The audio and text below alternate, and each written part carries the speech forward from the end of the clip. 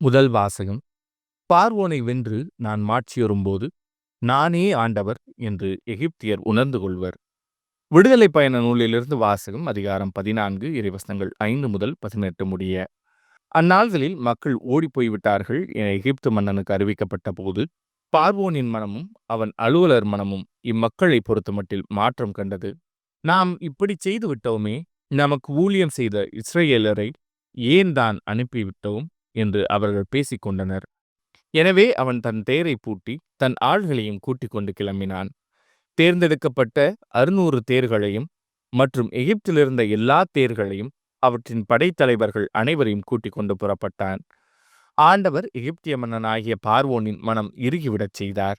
அவனும் இஸ்ரேல் மக்களை துரத்திச் சென்றான். இஸ்ரேல் மக்களோ வெற்றிக்கை உயர்த்தியவாறு சென்று கொண்டிருந்தனர்.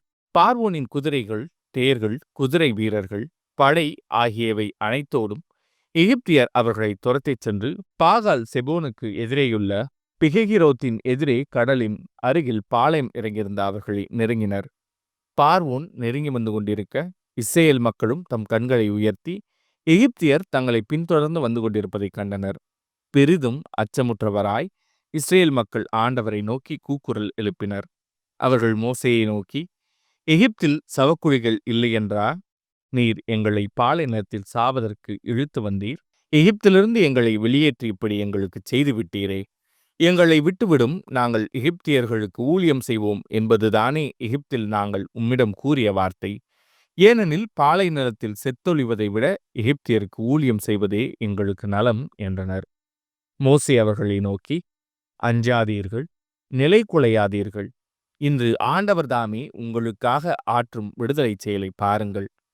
இன்று நீங்கள் காணும் எகிப்தியரை இனிமேல் என்றுமே காணப்போவதில்லை.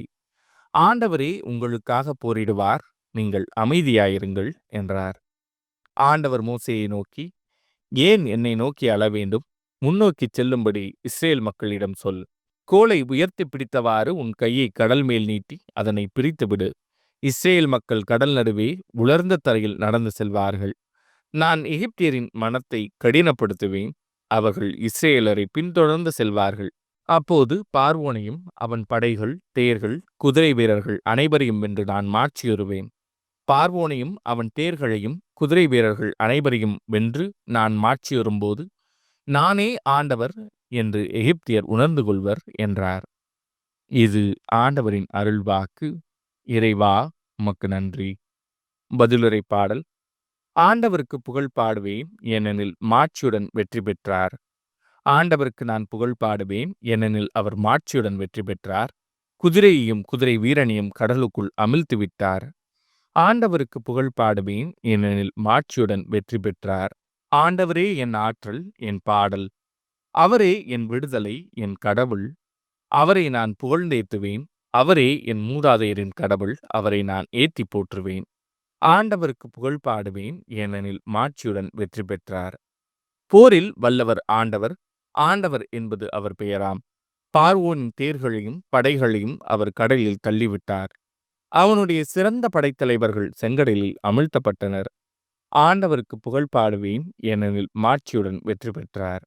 ஆழங்களில் அவர்கள் கல்லை போல் மூழ்கி போயினர். ஆழங்கள் அவர்களை மூடிக்கொண்டன. ஆண்டவரே உம் வழக்கை வலிமையில் மாண்புற்றது.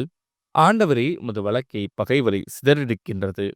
ஆண்டவருக்கு புகழ் பாடுவேன், ஏனெனில் மாட்சியுடன் வெற்றி பெற்றார். நற்செய்தி வாசகம். தீர்ப்பு நாளில் தென்னாட்டு அரசி இத்தலைமுறையினரோடு எழுந்து இவர்களை கண்டனம் செய்வார். மத்தேயு எழுதிய தூய நற்செய்தியிலிருந்து வாசகம். அதிகாரம் 12, இறைவசனங்கள் 38 முதல் 42 முடிய. அக்காலத்தில் மறைநூல் அறிஞர் சிலரும் பரிசேயர் சிலரும் இயேசுவுக்கு மறுமொழியாக, போதகரே, நீர் அடையாளம் ஒன்று காட்ட வேண்டும் என விரும்புகிறோம் என்றனர். அதற்கு அவர் கூறியது, இந்த தீய விபச்சார தலைமுறையினர் அடையாளம் கேட்கின்றனர். இவர்களுக்கு இறைவாக்கினரான யோனாவின் அடையாளத்தை தவிர வேறு அடையாளம் எதுவும் கொடுக்கப்பட மாட்டாது. யோனா 3 பகலும் 3 இரவும் ஒரு பெரிய மீனின் வயிற்றில் இருந்தார். அவ்வாறே மானிட மகனும் 3 பகலும் 3 இரவும் நிலத்தின் உள்ளே இருப்பார். தீர்ப்பு நாளில் நினிவே மக்கள் இத்தலைமுறையினரோடு எழுந்து இவர்களை கண்டனம் செய்வார்கள். ஏனெனில் யோனா அறிவித்த செய்தியை கேட்டு அவர்கள் மனம் மாறியவர்கள். ஆனால் இங்கிருப்பவர் யோனாவை விட பெரியவர் அல்லவா? தீர்ப்பு நாளில் தென்னாட்டு அரசி இத்தலைமுறையினரோடு எழுந்து இவர்களை கண்டனம் செய்வார். ஏனெனில் அவர் சாலமோனின் ஞானத்தை கேட்க உலகின் கடைக்கோடியிலிருந்து வந்தவர். ஆனால் இங்கிருப்பவர் சாலமோனிலும் பெரியவர் அல்லவா? இது ஆண்டவரின் அருள்வாக்கு. கிறிஸ்துவே உமக்கு புகழ்.